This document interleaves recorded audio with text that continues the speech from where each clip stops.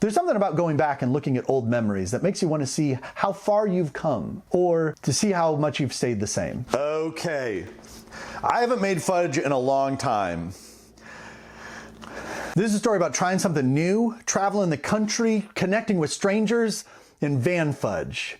It's mostly about van fudge. I'm going to do a good job making this fudge. I believe in myself. Oh, this is sticky.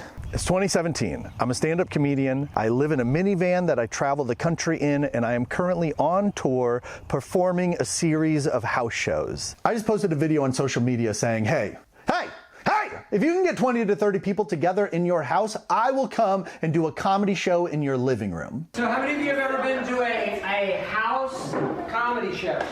I'm in between stuff down in San Antonio at my parents' house, visiting and preparing for the next leg of the tour, which is gonna take me to Michigan. I was stuck on this thought trying to figure out, how do I make my shows more memorable? As I have been planning this trip to Michigan and these shows that I have up there, I've been trying to think of like something different that I could do. I'm performing in people's living rooms. They're these small, intimate shows. 20 to 30 people are there. People aren't used to that. Afterwards, I'm standing awkwardly next to a merch table in someone's kitchen, waiting for someone to come and talk to me. How do I help this? How do I smooth it all out and make it, you know, just feel good and safe and fun? And how do I get people to come talk to me? And so I'm gonna make fudge for everybody. Okay. I'm not nervous. I am nervous. What if I bring fudge with me in my van? I make van fudge and I travel the country with it, and everywhere I go that I feel uncomfortable, I just offer people some van fudge. I go to a stranger's house and I set up for a show. I don't know what to say. Here's some van fudge. After the show, I'm standing at my merch table. People are standing around. Here's some van fudge. I meet a stranger on the street. Van fudge. I'm in a hot air balloon. Van fudge. I'm in a public bathroom. Come outside after you've washed your hands and I'll give you some van fudge. Everything's great. And everything's perfectly fine. Oh, well, I got it out, whatever that thing is. Van fudge equals memorable. Not only am I the comedian who lives in a van, not only am I the comedian who comes to your house to perform comedy, I'm the comedian who brings fudge from his van to bless all the people. That sounds memorable to me. Oh, what a smell. I have the best fudge recipe available because my uncle has perfected the fudge. Every Christmas, I look forward to my Uncle Mike making the best homemade fudge. Fudge so good, you just want to throw the ham away. Throw the ham into the toilet and just give me more of that fudge. A few years ago, he gave me the recipe. I tried it on my own. I think it went pretty well. It wasn't that hard, and it tasted pretty close to what he made. What if that's what I did? What if I made some fudge and I took it with me on this tour? And so that's the plan. I buy all the ingredients. I'm gonna make some batches of van fudge, take it with me on the road. Everyone's gonna love it. They'll laugh, they'll cry, they'll eat so much fudge. They'll remember me the rest of their life. They're gonna name their firstborn child Taylor Van Fudge McGillicuddy, because the McGillicuddies are gonna be there. I'm pretty confident. Kind of.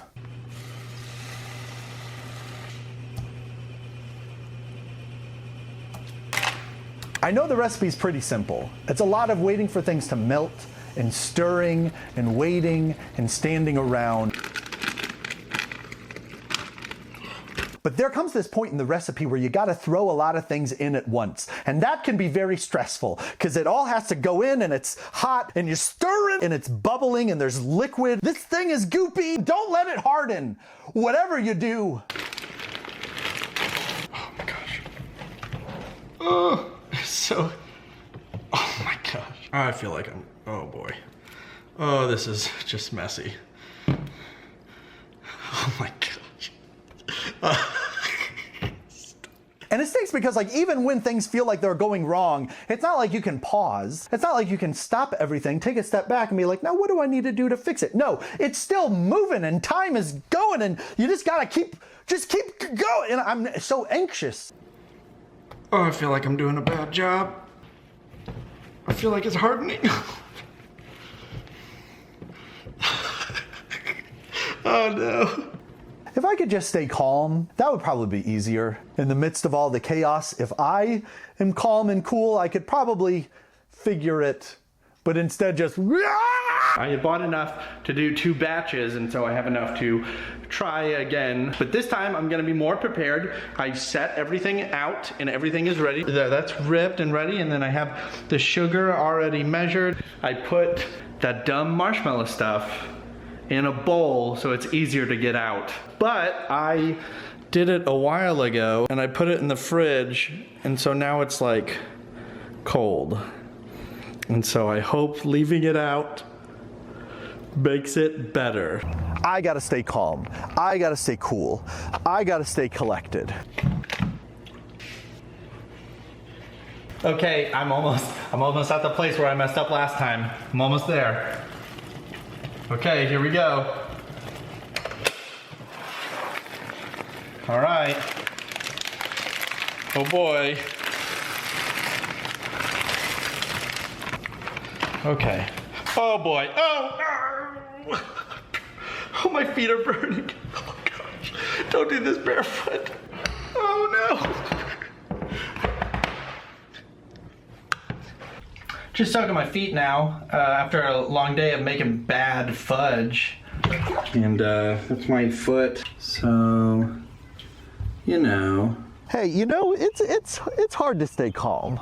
I did the recipe a 3rd time, but this one with my mom present because I figured it would be nice to have someone there to witness it. It was nice to have the fudge to focus on because it took my mind off of the house show tour, which was really starting to stress me out. This was becoming something so much bigger than I ever imagined. Strangers from all over the country were reaching out to me and asking, hey, would you come do a show in my house? Okay, we're coming up on the next part. We're 30 seconds away. I need a teaspoon. What is this? It's half a teaspoon. I can just do that twice. The idea of the house shows was that it was an hour-long storytelling show, but I would only bring 30 minutes of material. The other half would be filled with stories that I would get from the audience, and I would have no idea what they were going to be ahead of time. It was all just found in the moment. I did one show that was a group of family and friends that had known each other for a very long time, and at one point I asked people, like, what is something that always makes you cry? And a woman said, every time she watches The Price is Right, and they announce a person's name and say, Taylor Johnson, come on down, she cries because she's so happy for them. What an exhausting way to watch The Price is Right. You know how often that happens in an episode? You're crying constantly, every couple of minutes. But the best part was, nobody there knew that about her. That was the best part of the house shows, the surprises. What? Holy cow, no, yeah! Recently. Really? Holy cow! Hey, wait, oddly. Hey, do you like fudge? Do you want to try some fudge that I made? So I made, this is how it's supposed to look. Okay. Wow. See? Wow. See that? It's good. I made that. It took time for me to figure out how do I create an environment where people are actually willing to share stories. Because sometimes they wouldn't. One of the first shows that I did was for a group of strangers, and I tell the story of my first kiss, and afterwards I'm like, does anyone have a story from their first kiss? And there was this older lady there, and she just went, my first kiss was when I was showing pigs at the fair. And I went, what? And she went, we can move on. And I was like, no, we can't. What is the story? Who did you kiss? Was it one of the pigs? Was it a rival pig farmer? Was it one of the judges so that you could win? I want to hear everything. But she refused. She just gave us a little hint of the story and left us all hanging. So rude. I did figure out that a lot of it had to do with me.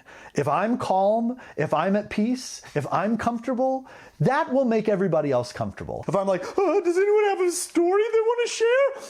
They don't feel like they're in good hands. But if you are confident and you are calm as you are asking for stories, and even that like awkward silence as you're waiting for someone to respond, if you can handle that silence, everyone else is going to be able to handle that silence. And there were a lot of shows where I could not handle that silence. No one's going to tell a story if they don't feel safe, and I can't make them feel safe if I don't feel safe first. If I'm insecure, I can't make other people feel secure. I got to deal with it myself.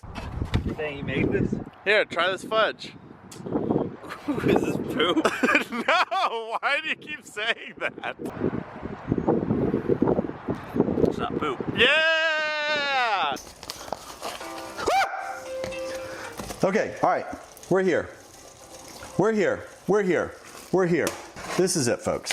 This is it. Ooh, have you ever been in a room with somebody who just like carries their own comfort and calm with them? They don't have to be in a room that makes them feel that way. They just bring that into every room that they're in. I'm stirring. And then do. Okay, okay, that's great, that's great. It's gonna be so vanilla-y. Ooh, I felt that with friends, family, pastors, therapists. You just wanna be around them. You just want that good, comfortable, confident, calm feeling to be contagious. Okay, this is the part that I don't wanna. That's what I knew that I needed. No. I needed that in the shows, and I needed that in my cooking. Okay, everything's great. This is going so well. This is going surprisingly well. What do I do now? Oh, there's more. If I could create a safe environment where people felt like they could open up and share stories, we always got incredible surprises. That is one of my favorite things that I learned from doing house shows.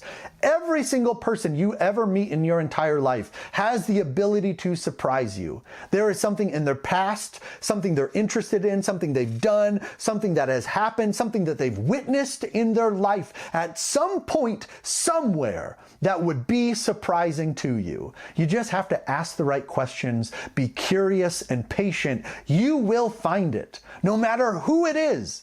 Be in a room full of 20 people, you will find good stories. If you're calm, if you're curious, if you're asking good questions. Okay. Hey, this ain't so bad. Hey, look at me, I'm learning and I'm growing. I'm a new man. It's so good when you go back to old challenges and they don't feel as challenging as they did the first time, and it's a way that you can like see how you've progressed as a human being. I don't know what this means about how I progressed, like that I'm not I'm not afraid of jet puffed marshmallow cream anymore. That's a good feeling. I have fudge for everyone. Fudge that I made, and it's been in my van. Cameron, you can say if you can say if you don't like it. It's totally fine. An endorsement on the fudge? Yes. It's delicious. Oh! What do you think about the fudge? This is good fudge. I was even there. A plus fudge? Whoa! A plus fudge. Oh, mamma mia. How high can I get it? Okay, all right. Wow, that was not as scary. That wasn't as scary. It was so scary when I did it the first time back then. I burned my foot. I got nowhere near burning my foot this time. I mean, I'm wearing shoes, that helps, but like, even if I wasn't wearing shoes, I wouldn't have burned my foot. I remember one house show that I was doing for a bunch of college kids, and I was asking about breakups. I was asking who here you're more likely to be the one broken up with, and who here you're more likely to be the one breaking up. And I was asking one of the guys, like, which one do you fall into? And he says, I usually get broken up with. And I was asking him about his last breakup. Who was it with? How did it go? What happened? Were you surprised? And he said, yeah, I was. It was with her. And he pointed across the room to another girl who had broken up with her not long ago and who came to the show on a date with a different guy. It felt crazy in that room. Oh man, everybody else knew except for me. And when I found out, it was like the tension in the room finally released. Everyone is so quietly looking around with their butt cheeks clenched, but now it's out in the open and we can all laugh at it, and everybody is laughing. He's laughing, I don't know if the guy that she brought is laughing, but we're laughing. Surprises, you know? Surprises and curiosity, that's in Van Fudge. That's what you need in life. Curiosity, surprises, and Van Fudge. People don't talk enough about how some names are made to be uncle names and other names do not fit at all. Uncle Mike is the perfect uncle name. I also had an Uncle Gary. That feels like a really good. Uncle Bob, that's like old school good. Uncle Ben. Uncle Tobias. I've never met an Uncle Tobias, but that sounds like a good one. Uncle Stu. Ooh, Uncle Stu, that's good. Uncle Owen, Uncle Fester, Uncle Braden. You know what I mean? Like they're just names, or it doesn't sound like Uncle Zach. Come on. I mean, Zach's, look, I know some cool Zachs, but Uncle Zach. We're not even thinking about Grandpa. Grandpa Zach. Grandpa Zach.